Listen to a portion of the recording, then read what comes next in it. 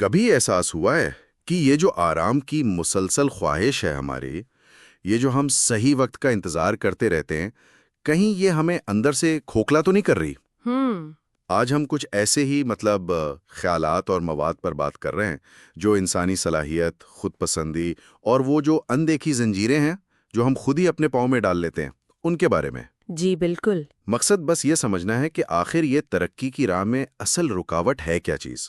اور ان ذرائع کا جب جائزہ لیتے ہیں تو ایک بات جو بار بار سامنے آتی ہے وہ یہ ہے کہ اصل مسئلہ اکثر قابلیت کی کمی نہیں ہوتی۔ اچھا۔ مسئلہ ہوتا ہے خود پسندی کا، یعنی کمپلیسنسی کا۔ یہ ایک ایسی کیفیت ہے، سمجھے کہ انسان ایک نیم خوابیدہ حالت میں چلا جاتا ہے اور اسے پتہ بھی نہیں چلتا کہ وہ اپنی جو بہترین صلاحیت ہے نا، اس سے کتنا نیچے گر چکا ہے۔ یہ تو ایک چھپے ہوئے دشمن کی طرح ہے پھر، جو باہر نہیں ہمارے اندر ہی بیٹھا ہے۔ بالکل۔ تو آئیے ان مواد کی روشنی میں ذرا اس پر سے پردہ اٹھاتے ہیں۔ آج کی ہماری گفتگو کا مرکز یہی خود پسندی ہے، وہ میٹھا زہر جو بظاہر تو بڑا سکون دیتا ہے جی لیکن اندر ہی اندر آگے بڑھنے کی جو لگن ہے اسے ختم کر دیتا ہے۔ بالکل۔ اور ایک بنیادی سچائی جو ان تحریروں میں بار بار ملتی ہے وہ یہ ہے کہ زندگی، آپ دیکھیں، کمزوروں کا یا جو غیر یقینی صورتحال میں مبتلا لوگ ہیں ان کا انتظار نہیں کرتی۔ صحیح۔ کامیابی کے لیے ہمت چاہیے، مستقل مزاجی چاہیے اور ایک خاص قسم کی، کیا کہیں، ضد چاہیے۔ ضد، ہاں۔ یہ جو خیال ہے کہ آرام یا توازن کے نام پر مسلسل محنت سے بچا جائے، یہ دراصل اپنی ہی صلاحیتوں کا سودا کرنے جیسا ہے۔ اور یہ بات واقعی بڑی غور طلب ہے کہ کیسے یہ خود پسندی جو ہے اکثر بڑی قابل قبول بہانوں کا روپ دھار لیتی ہے۔ جی جیسے کچھ مضامین میں ذکر تھا نا کہ لوگ کہتے ہیں میں مناسب وقت کا انتظار کر رہا ہوں، ہاں، یہ بہت عام ہے۔ یا مجھے ابھی تھوڑا آرام چاہیے، یا پھر وہ بات کہ زندگی مختصر ہے، لطف اندوز ہونا چاہیے۔ سننے میں کتنے معقول لگتے ہیں یہ جملے۔ ہاں، لیکن ان ذرائع کی اگر گہرائی میں جائیں نا تو پتہ چلتا ہے کہ یہ اکثر درد سے، تکلیف سے، ذمہ داری سے فرار کا ایک نفسیاتی طریقہ ہے۔ اچھا، مطلب صرف بہانہ نہیں، ایک طرح کا نفسیاتی فرار۔ جی، خود پسندی ایک خاموش لت بن سکتی ہے۔ انسان پھر مشکل چیلنجز سے، اہم فیصلوں سے کترانے لگتا ہے، اور وقت گزرتا جاتا ہے۔ اور پھر سالوں بعد احساس ہوتا ہے کہ وہ تو وہیں کھڑا ہے جہاں سے سفر شروع کیا تھا، یا شاید اس سے بھی پیچھے۔ اور اسی سے جڑی ایک بات جو ایک سوانی خاکے میں نظر آئی، وہ ذاتی بحران کا لمحہ ہے۔ جب کوئی شخص جو شاید کبھی بہت کامیاب رہا ہو، اچانک سب کچھ کھو دیتا ہے، پیسہ، عزت، تعلقات، سب کچھ۔ اور پھر وہ خود کو تسلیاں دیتا ہے کہ حالات برے ہیں، قسمت خراب ہے۔ ہاں، دوسروں پر الزام، حالات پر الزام۔ لیکن اندر کہیں نہ کہیں ایک آواز ہوتی ہے جو کہتی ہے کہ مسئلہ باہر نہیں، اندر ہے، اپنی غفلت میں ہے، اپنے بہانوں میں ہے۔ وہ اندر کی آواز؟ اور پھر وہ لمحہ آتا ہے جب انسان آئینے میں کھڑے ہو کر خود سے وہ سخت سوال پوچھتا ہے جس سے اکثر لوگ بھاگتے ہیں۔ کون سا سوال؟ کیا تم بس یہی ہو؟ اٹھو، ورنہ ہمیشہ کے لیے گم ہو جاؤ گے۔ کبھی کبھی آپ دیکھیں مایوسی وہ کام کر جاتی ہے جو حوصلہ افزائی نہیں کر پاتی۔ واہ، یہ گہری بات ہے۔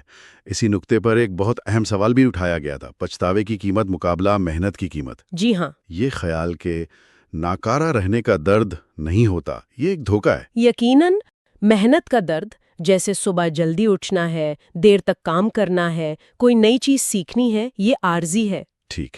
اس کا پھل ملتا ہے۔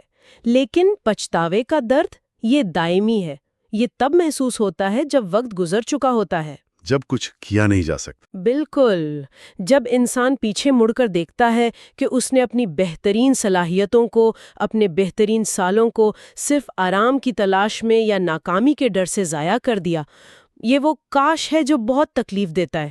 بہت تکلیف دیتا ہے۔ اس سلسلے میں تھامس ایڈیسن کی مثال تو کئی جگہوں پر دہرائی گئی ہے۔ جی، وہ بہت مشہور مثال ہے۔ ایک شخص جسے اسکول میں سست کہا گیا، جس پر اساتذہ نے یقین نہیں کیا، ہزاروں بار ناکام ہوا ایک ایسی چیز بنانے کی کوشش میں جس کا وجود تک نہ تھا، لائٹ بلب۔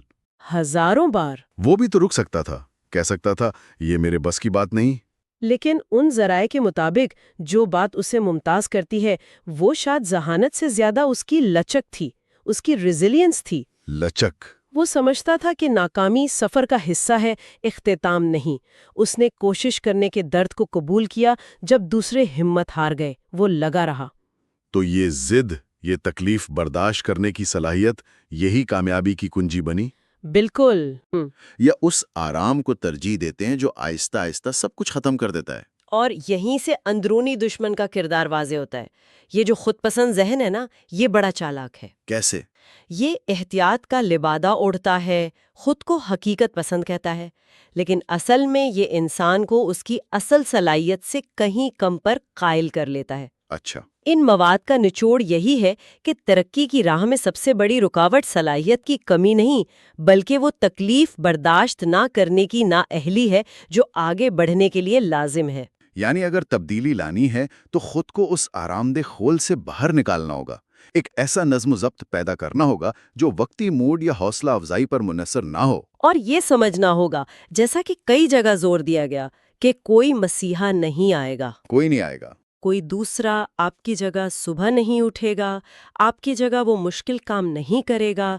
مضبوط بننا ایک ذاتی ذمہ داری ہے۔ خود کی ذمہ داری۔ جی، یہ بے حس ہونا نہیں، بلکہ مشکل حالات میں ثابت قدم رہنا ہے، تب بھی جب کوئی تعریف کرنے والا نہ ہو، تب بھی جب راستہ لمبا اور کٹھن ہو۔ یہ وہ قیمت ہے جو اکثر لوگ ادا کرنے کو تیار نہیں ہوتے۔ یہ خود پسندی صرف جذباتی یا ذہنی سطح تک محدود نہیں رہتی ہے نا؟ کچھ ذرائع نے اس کے مالی اثرات پر بھی روشنی ڈالی ہے۔ بالکل۔ کیسے لوگ خود پر سرمایہ کاری کرنے سے ڈرتے ہیں، چاہے وہ کوئی نئی مہارت سیکھنا ہو، کوئی کاروبار شروع کرنا ہو یا کوئی موقع استعمال کرنا ہو۔ ناکامی کا خوف۔ ہاں، ناکامی کا خوف، پیسہ ڈوبنے کا ڈر یا وہ لوگ کیا کہیں گے کا خوف، یہ چیزیں وہیں روک دیتی ہیں۔ اور ستم ظریفی یہ ہے کہ یہی خوف انہیں وہیں قید رکھتا ہے جہاں وہ ہیں، محدود وسائل، محدود آزادی، محدود کامیابی۔ صحیح۔ ان مواد کو پڑھتے ہوئے یہ سوچ آتی ہے کہ کتنے ہی مواقع صرف اس لیے گنوا دیے گئے کہ صحیح وقت کا انتظار کیا گیا، جو کبھی آیا ہی نہیں، یا غلطی کرنے سے ڈر لگتا رہا۔ بالکل۔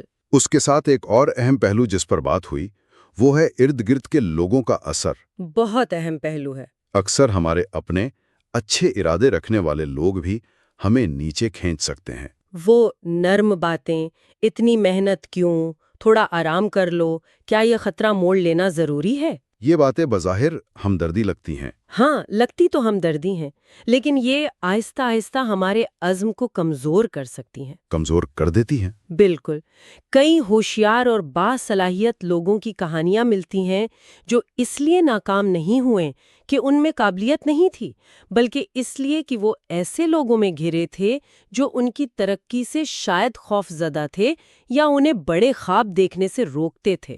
اچھا، وہ حمایت کا دعویٰ تو کرتے تھے، لیکن ان کی باتوں سے شک اور خوف پیدا ہوتا تھا۔ اسی ضمن میں اینڈرو کارنیگی کی مثال بہت دلچسپ ہے، جس کا ذکر ایک مضمون میں تھا۔ جی، ماسٹر مائنڈ والی۔ ہاں، انہوں نے اپنی کامیابی کا راز صحیح لوگوں کے انتخاب کو قرار دیا۔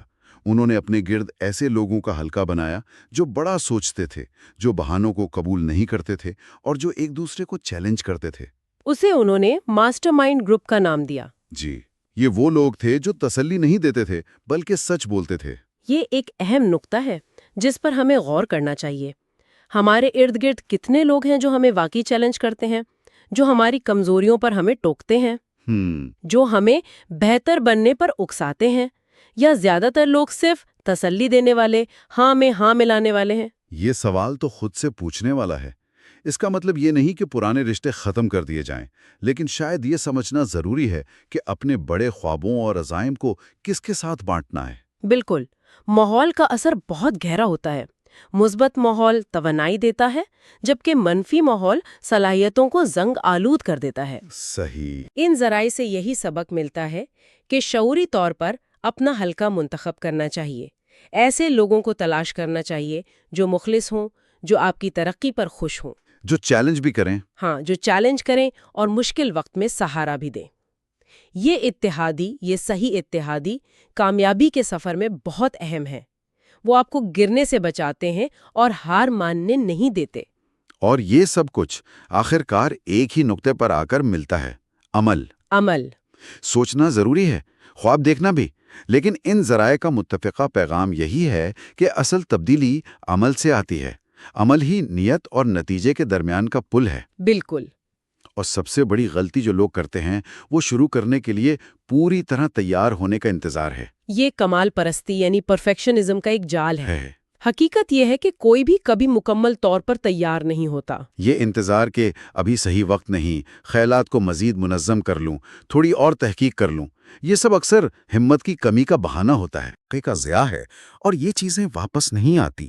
ابراہم لنکن کی مثال کو ہی دیکھ لیں، ان کی زندگی مسلسل ناکامیوں سے بھری پڑی تھی۔ بالکل۔ انتخابات ہارے، کاروبار ناکام ہوئے، ذاتی دکھ جھیلے، لیکن وہ رکے نہیں، وہ حرکت میں رہے، کوشش کرتے رہے، گرتے رہے، پھر اٹھ کر کوشش کرتے رہے۔ اور ان ذرائع کے مطابق یہی مسلسل عمل بغیر کسی کامیابی کی ضمانت کے لگے رہنا انہیں امریکہ کے عظیم ترین رہنماؤں میں سے ایک بنا گیا۔ یہ استقامت۔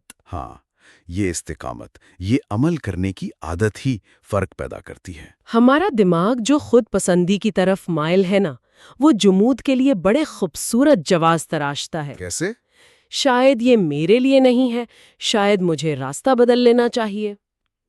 لیکن ایک سادہ سا اصول ہے، جتنا زیادہ سوچیں گے اتنا کم کریں گے، اور جتنا کم کریں گے خوف اتنا ہی بڑھے گا۔ ہچکچاہٹ شک کو جنم دیتی ہے اور شک جوش و جذبے کو کھا جاتا ہے۔ اگر ہم صرف ان منصوبوں کو گنیں جو ادھورے چھوڑ دیے، ان خیالات کو جن پر عمل نہیں کیا، اگر ان میں سے آدھے پر بھی عمل کیا ہوتا تو آج زندگی کہاں ہوتی؟ یہ سوال ان موادوں کو پڑھ کر ذہن میں گونجتا رہتا ہے۔ دماغ انتظار کرنے کے بہانے بناتا ہے، لیکن جسم کی حرکت ہی اس کھیل کو بدل سکتی ہے۔ اسے ریورس انرشیا کہہ سکتے ہیں۔ Reverse inertia? جی، مطلب جب آپ حرکت میں آتے ہیں تو حرکت خود آپ کو آگے بڑھنے پر اکساتی ہے۔ رفتار اکثر حوصلہ افزائی سے زیادہ طاقتور ثابت ہوتی ہے۔ ایک جگہ ایک مصنف کا واقعہ بیان کیا گیا تھا جس کا مسودہ بار بار مسترد ہو رہا تھا۔ اچھا۔ اس نے ہمت ہارنے کے بجائے خود ایک پبلشر کے دروازے پر دستک دینے کا فیصلہ کیا۔ لوگ ہنسے، اسے بے وقوف کہا۔ ظاہر ہے۔ لیکن ایک بارش کی رات، تھکا ہارا، کیچڑ میں لت پت، آخرکار ایک دروازہ کھلا۔ کیونکہ اس نے خوف کے باوجود عمل کیا۔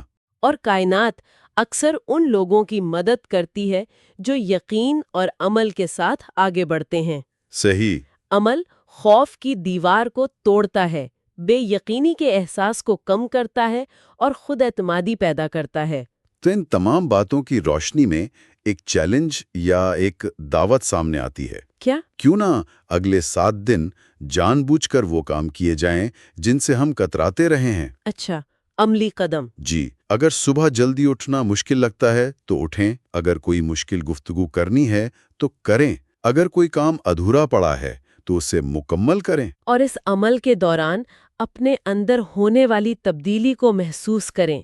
دیکھیں کہ ذہن کیسے مضبوط ہوتا ہے، کیسے زیادہ لچکدار اور پرعزم بنتا ہے۔ یہ صرف جسمانی نہیں، ذہنی مضبوطی کی مشق ہے۔ بالکل۔ کیونکہ جیسا کہ ان ذرائع کا لبلباب ہے، زندگی کمزوروں کے لیے نہیں ہے۔ لیکن کمزوری کوئی دائمی حالت نہیں۔ ہر کمزور انسان کے پاس مضبوط بننے کا موقع ہے۔ شرط کیا ہے؟ شرط یہ ہے کہ وہ درد سے بھاگنے کے بجائے اسے ترقی کا زینہ سمجھیں۔ انتخاب آج کرنا ہے۔ کیا ہم خود پسندی کے جال میں پھنسے رہنا چاہتے ہیں؟ یا اس انسان کی طرح جینا چاہتے ہیں جو فتح کے لیے پیدا ہوا ہے؟ یاد رکھیں، جیسا کہ ان مواد میں بار بار اشارہ کیا گیا، سب سے بڑا دشمن باہر نہیں، وہ ہمارے اندر بیٹھا ہے۔ وہ آرام کی لوریاں۔ ہاں، وہ آرام کی ٹال مٹول کی میٹھی لوریاں سنا رہا ہے، جبکہ خاموشی سے ہمارے جذبے اور ہماری صلاحیت کو نگل رہا ہے۔ عمل کی طاقت پر بھروسہ کریں، ابھی، آج، کل پر مت ٹالیں، بہترین موقع کا انتظار نہ کریں۔ حوصلہ افزائی عمل کرنے سے آتی ہے۔ جی، خوف کے ساتھ کام کریں، شک کے ساتھ کام کریں، نامکمل تیاری کے ساتھ کام کریں، لیکن کام ضرور کریں۔ زندگی انعام انہیں دیتی ہے جن میں عمل کی ہمت ہوتی ہے، نہ کہ صرف انہیں جن کے پاس بڑے خیالات ہوتے ہیں۔ بالکل۔ جب آپ انتظار کر رہے ہوتے ہیں، دوسرے اپنی منزل تعمیر کر رہے ہوتے ہیں۔ ہین کے ہوتے ہیں نہ سب سے خوش قسمت کے، نتائج ان کے ہوتے ہیں جن میں سب سے زیادہ عزم ہوتا ہے۔ جو شروع کرنے کی جرت کرتے ہیں۔ بالکل۔ اگر آج کی یہ گفتگو آپ کے دل میں کہیں گونجی ہے تو یہ محض آغاز ہے، ان ذرائع نے جو راستے دکھائے ہیں ان پر چلنا اصل سفر ہے۔ تو آخری سوال یہی ہے، آپ کا اگلا قدم کیا ہوگا؟ کیا آج وہ پہلا قدم اٹھے گا جو شاید سب کچھ بدل دے؟